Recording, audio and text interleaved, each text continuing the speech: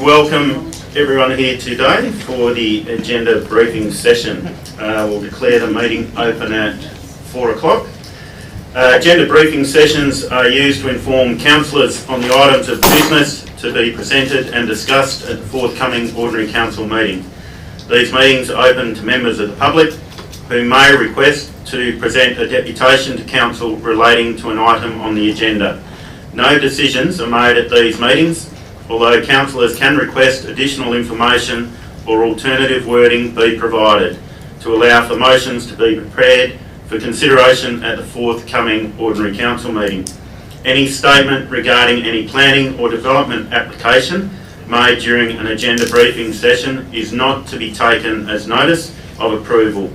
Anyone who has an application lodged with the Shire must obtain and should only rely on written confirmation of the outcome of the application and any conditions attached to the decision made by council.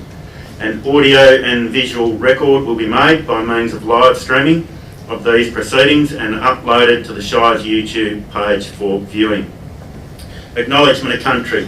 The Shire of Harvey acknowledges the traditional custodians of the land and their continuing connection to the land, waters and community. And we pay our respects to all members of the Aboriginal communities and to their cultures and to elders both past, present and emerging.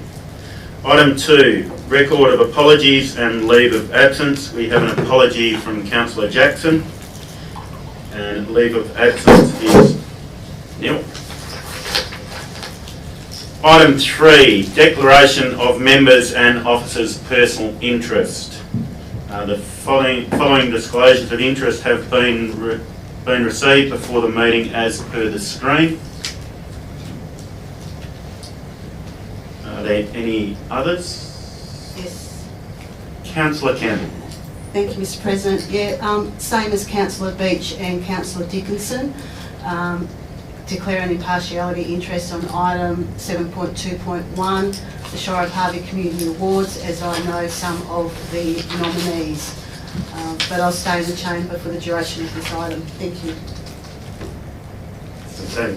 Councillor Dickinson.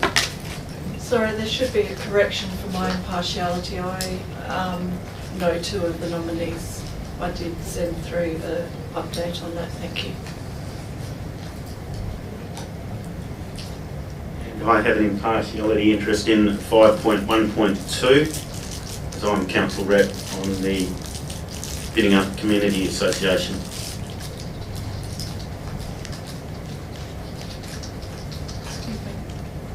Councillor Boylan, welcome back to the chambers. Thank you very much. Same as Councillor Campbell, please, 7.2.1, and I'll stay in the chamber. All good, Councillor Capgregor? Well, I'm a bit worried. I don't know who the nominees are. So, we could be. Yeah, we're up. We'll work that out at that. No problem. Yeah. At the council When meeting. the item comes up, mate.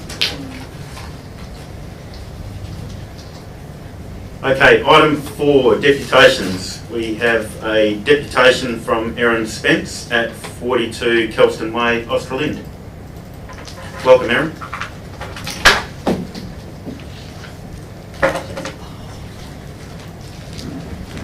Hi guys,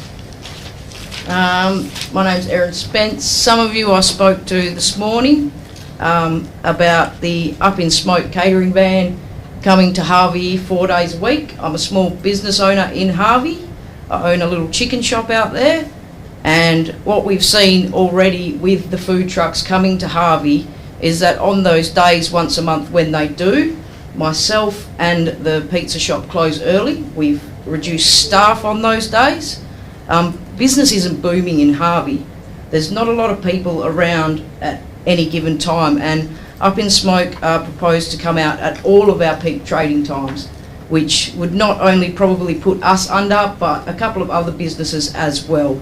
When I step out the front door of my shop, I have a cafe on the left of me that is empty, one across the road that is empty. There's another cafe up the street that is empty. And I think we really need to work on bringing people to Harvey before we start throwing vendors at it. I just don't think that's the answer, because it doesn't bring people in when the food trucks come, it just thins out the income. I don't like that. I spoke to a lot of small business owners out there this morning, and not a single one of them knew that this was happening until we received an email last night. I didn't know there was a council meeting, I didn't know any of this was happening, and neither did any of them. And I don't think that's right, because I think that if people had been spoken to out there, that I wouldn't even need to be here today, because you would already know from other business owners that it's not something that's going to work for Harvey. That's all I have to say. Thanks, guys. Thanks, Aaron. Thanks for taking the time to come to the meeting today. Okay, item 5, reports. Item 5.1, Chief Executive Officer. 5.1.1, quarterly report, quarter 3, 2021 to 2022. Any questions, Councillor? Councillor Bromham. Thank you, Mr. President, through you. I was just going through this document very quickly. I apologise for not being prepared so much for today's meeting, because I've been away and our internet went down because of storms. But I noticed in there one of the issues around education and training. I just wanted to know, when we're talking about education and training, whether we're capturing all the schools within the Shire. And also, I noticed one thing where you were talking about it, and we use the terminology local people, which doesn't really mean anything. It reminded me of a bit of Monty Python. I thought it might be a good idea to have something along the lines as people from the Shire of Harvey and the surrounding districts, which sounds more professional, I think, than local people.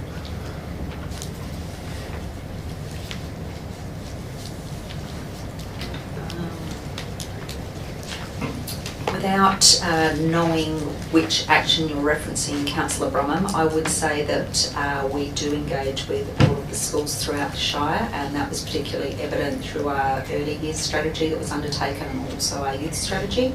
And when we are advocating for education facilities, that's Shire-wide as well.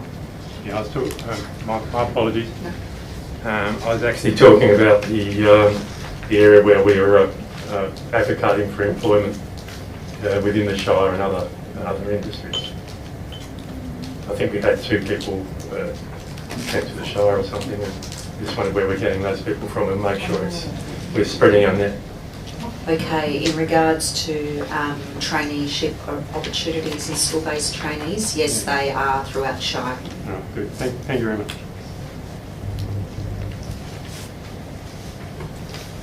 Any other questions? Councillor Dickinson. Thank you. Yes, I had a few questions that I sent through to staff. If I can just possibly go through them. Basically just wanting updates. First one was 3.3.8, the single-use plastics policy. I was wondering if it had been promoted with community groups, encouraging them to phase out single-use plastics at their functions and events. Did you want me to just do one and then get a response? Because I've got a few. Do you want to just get a quick answer on each one as we go?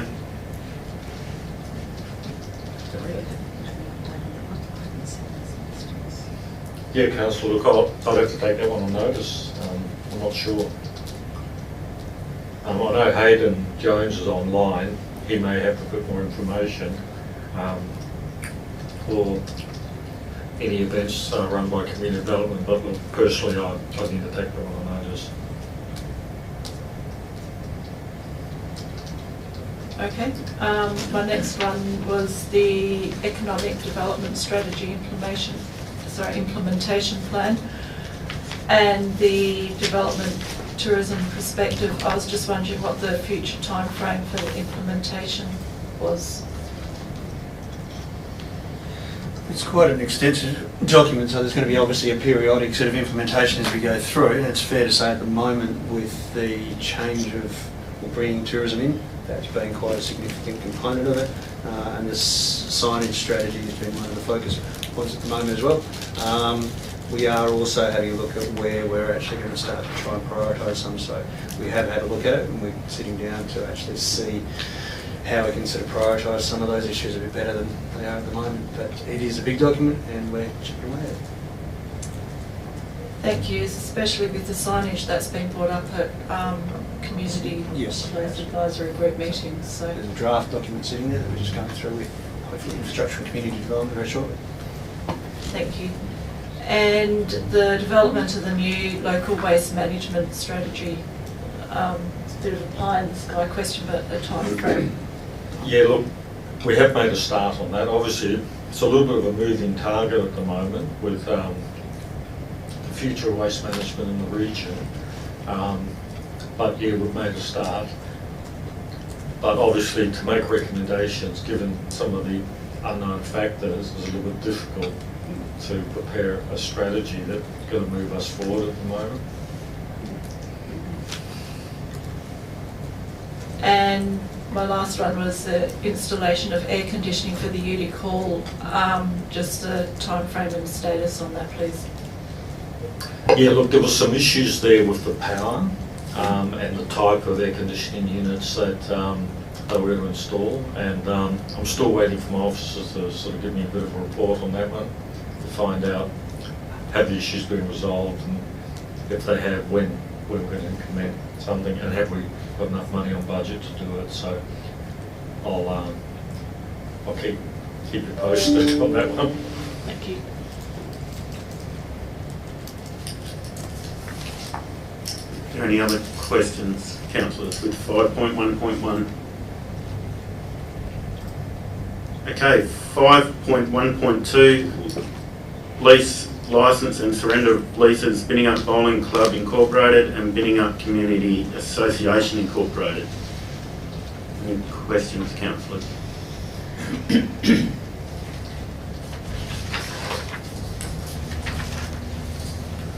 Okay, item 5.2, infrastructure services. 5.2.1, Sienna Grove, Tuscany Green, Binning Up, London Plane Trees. Any questions, councillors? Councillor Campbell. Yeah, thanks, Mr. President. One for Rick or Mr. Locksnicker. Do we have a register or something of trees that we insist developers don't use? If not, can we, so that we don't have this situation again, because my understanding is the same issues at Kingston as it is at Binning Up, and it's obviously quite expensive, any of the options, in order to rectify it. And my other question is, you say several residents, so do we know actually how many residents? Is that 2 or 3? And what are their main issues? Okay, obviously a lot of these sort of developments occurred before we had a formal parks structure in place, and with any new development now we're a lot more aware of what sort of trees are going to be planted and potential damage to infrastructure and all that, so we do work with developers. Obviously we've planted London plane trees ourselves, and Main Street of Utic Road, and that's starting to cause a fair bit of damage. Look, I suppose the London plane tree is a fast-growing tree, provides good shade, but then it has all the other issues. And I suppose any tree, in whatever situation you plant it, is going to have some sort of issues. But London plane trees have been extensively planted throughout Australia and other places. Go to Rockingham, they're everywhere. I know several councils in the East Coast are now got a program to progressively remove the London plane tree. And you know, some people are allergic to them, but there's other trees that people are allergic to, grasses and that. So, you know, there's pros and cons. But yeah, we are more aware of planting. And also, the trees that have been planted in Kingston and even these ones in Binning Up have just been planted so close together I had a look at them. that you know, I mean, you just don't plant trees that are going to grow to such a great girth and height so close together. So Yeah, they're going to create problems sooner or later. The problems that have been identified with these are mainly problems to driveways and crossovers and things like that.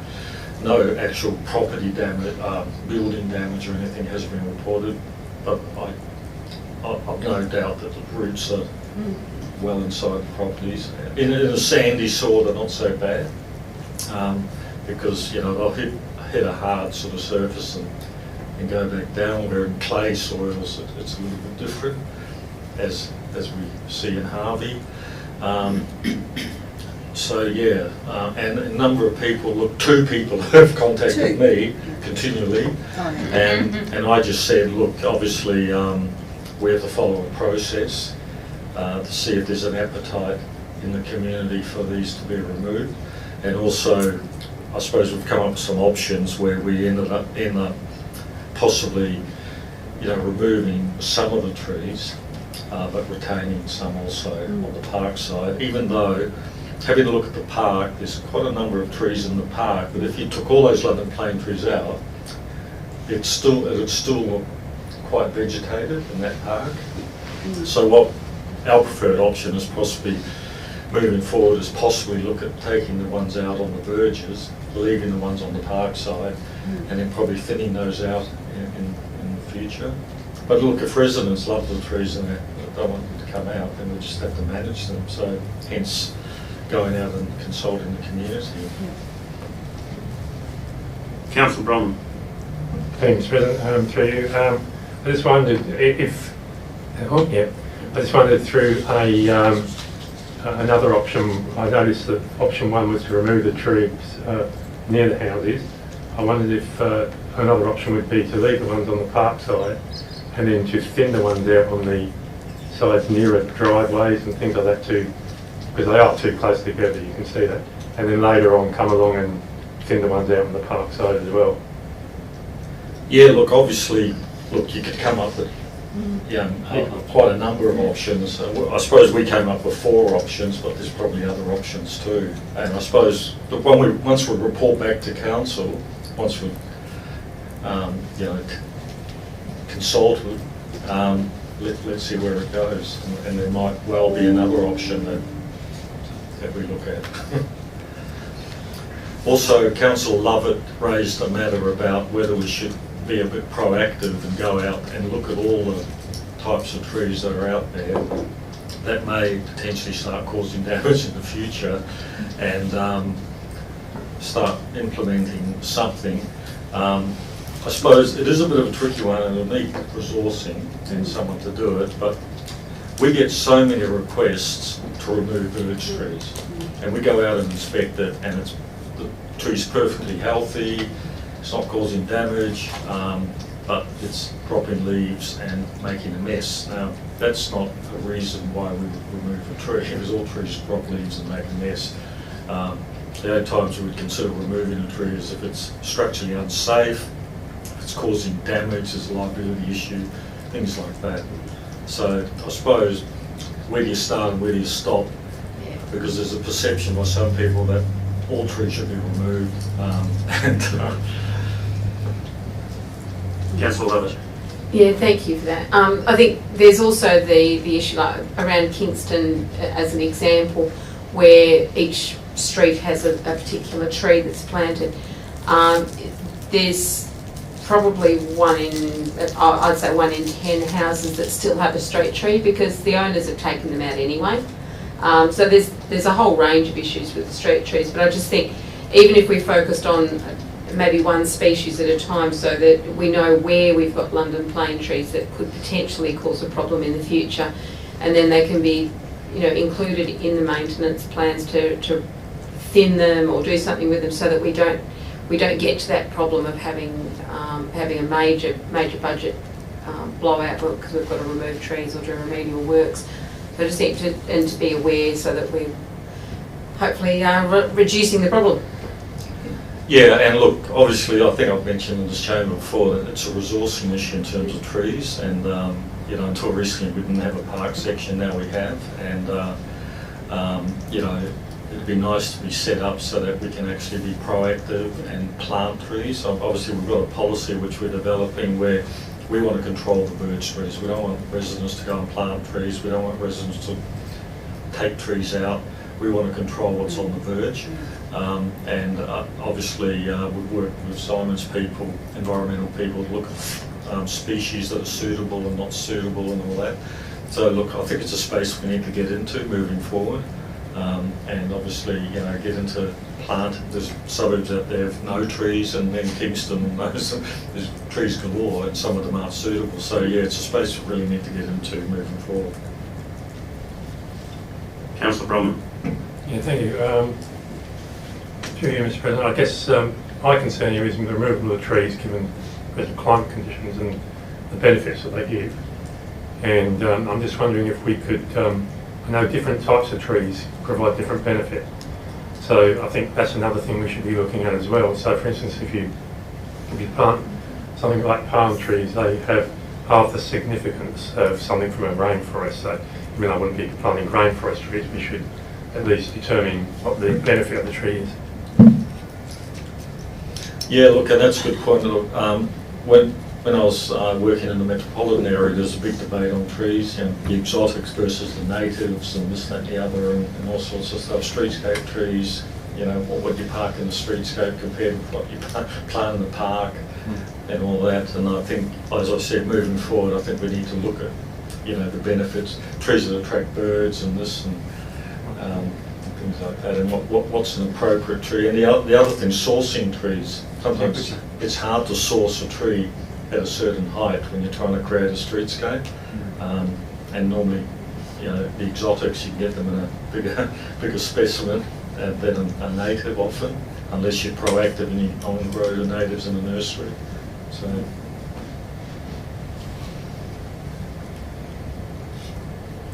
Okay. No more questions. We'll move on to item 5.2.2, Local Roads Community Infrastructure Program Phase 3A. Any questions?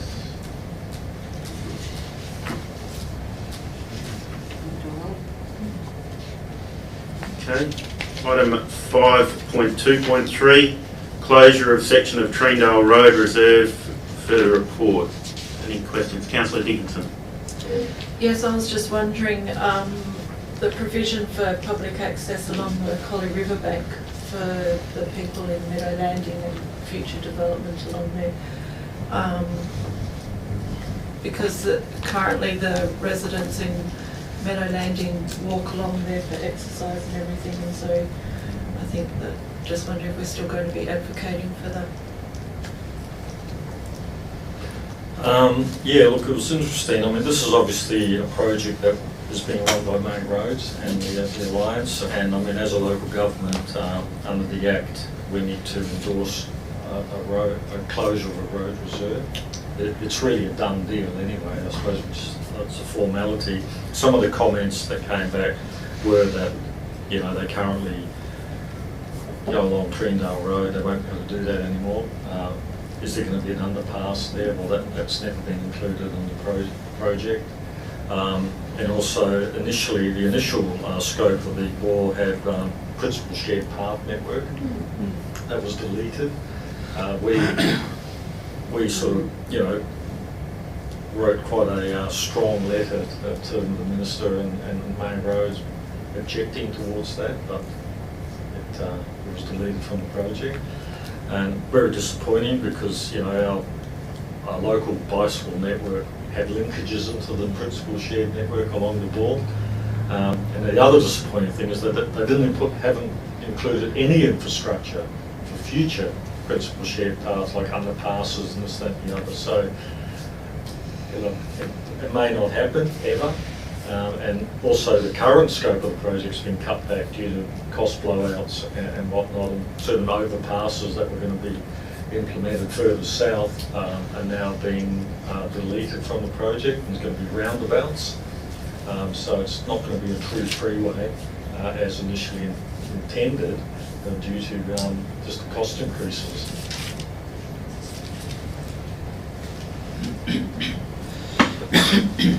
Any other questions on 5.2.3?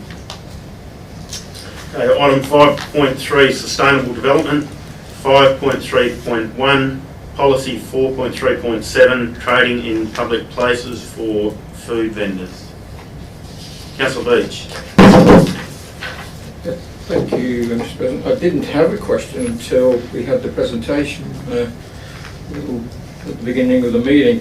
The question that's come to me now is, how long has Snell Park actually been a food vendor's venue under the policy? Now, looking at the end of the policy, I see a date 9th of October 2018, so I'm assuming that's when Snell's Park became a designated food vendor park, if you like. So, can I ask the question of somebody? Is that the time? Is that the day? You can ask the question, but I'm going to refer that one across to Mr. Chadwick on that one.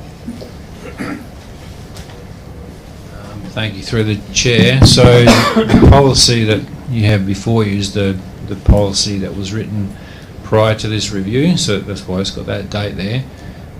So there is Snell Park that has not been in the policy previously, to my understanding. Next question. Yeah. So with council's decision last month, it at best would be that, well, at worst be there for 6 months for the trial period, and if after the trial period council was decided it would cease that, then that decision would pretty much make that location not available. But if council decided to continue with it, then the policy can continue. So just confirming, Snell's Park is an addition to the ones that we already had. Is that correct? That's correct. I believe that park has been used for other, like, not sort of permanent or long-term type of trading, but short-term trading. So, but I haven't been here long enough to know exactly how often that's happened. Yeah. Thank you. Councillor Brom. Thank you, Mr. President. Through you, I just wondered, what was the community consultation for this process of food van in Harvey, and also the one in Binningup that has, a similar effect on the businesses there? Through the chair, I'll just take the Binningup one first. I haven't been here long enough to know exactly what that process was, but I do know that in the council minutes there was the report spoke to council having concern that there was not enough, I guess, business, if you like, with those operators that were already there. However, it was raised again at the concept forum that if things were to change, that some businesses weren't operating, then there may be a demand for that site. So that's why in the presentation or in the policy draft it's staying in. In terms of the consultation for the Harvey side, what the intention there is for a trial, so to really gauge the impact, or either negative or positive, without an operator being there, you don't really know. So council has, I guess, the option of how long that trial goes for. At the moment the decision was for 6 months, but that may be something that council could look at. So during the consultation, during the 6-month period, that's when the input, the advice, the information, the feedback from the businesses and the community can be gathered and then put to council after that 6-month period is completed. Okay, so the council made that decision, and I'm wondering how closely we're tied into that, into relation to, do we have to follow through in that, or can we revoke that decision, or where do we stand in relation legally to being able to manage that effectively? Perhaps my answer, but maybe others might want to answer. My answer would be council can make a decision to rescind previous decision if it wanted to. That would depend on whether that decision had been acted on in any way. And if it has, then there's not the ability to revoke a decision of council. So we would have to see what notification had been given to the applicant as to whether that was a possibility.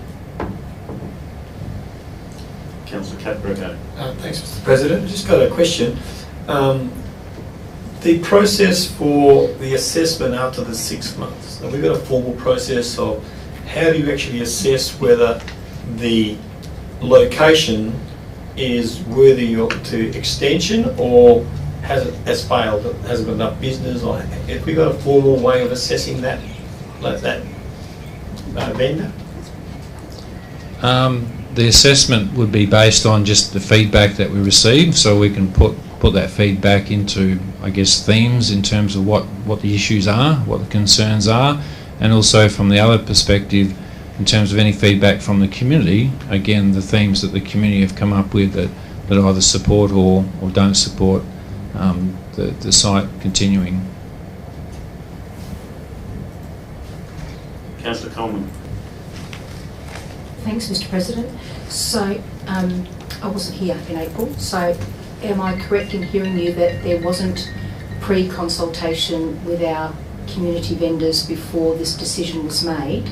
Because my understanding is if they're going to be trading 4 days a week, and let's just say the vendors currently have a day off and they're only trading 5 or 6 days a week, that has the potential to reduce their income by at least half, maybe 3/4. And I would think that 6 months would be quite detrimental in terms of time. So was there any community consultation with our current vendors before this was approved? So the process, the way this works, in fact, the applications that we received from Up in Smoke was for the Ridley Place site, and at the same time they also applied for wanting to trade in the Harvey site. They also have other sites, both in the Harvey Shire and other shires. So when we receive an application under the local laws for activities and thoroughfares, we have an obligation to assess that and make a decision. So that was brought to council, and I guess the reasoning behind having a trial is so that council isn't locked in to having to say we're going to offer you a contract for, a permit for 1 or 2 years. In this case, it's a trial for 6 months, so it's a lot less in that respect. We don't have a process for any of our applications to go out for community comment. We only have an expression of interest for traders to apply. We don't have, I guess, a feedback mechanism for applications under the local laws. Yep. Any other questions, councillors? Okay, item 5.3.2, health policies review. Any questions regarding to these? No? Okay, item 5.3.3, use not listed, rural tourism, distillery and creamery, produce market, eating house and restoration works. Any questions, councillors?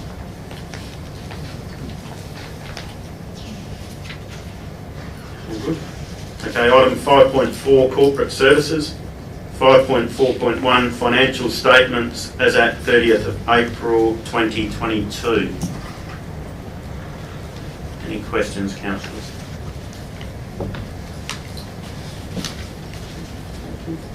(5.4.2) listing of accounts paid April 2022.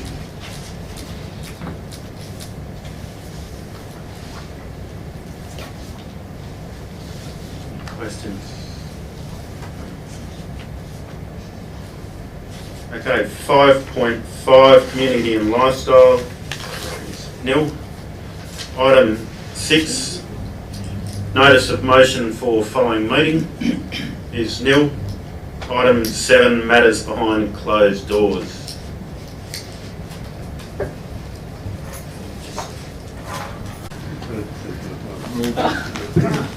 Got rain this week.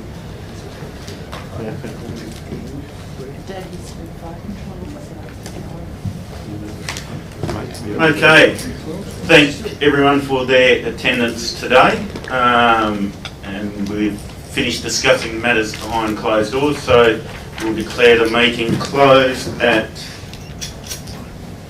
5:16 and look forward to everyone at the council meeting next week.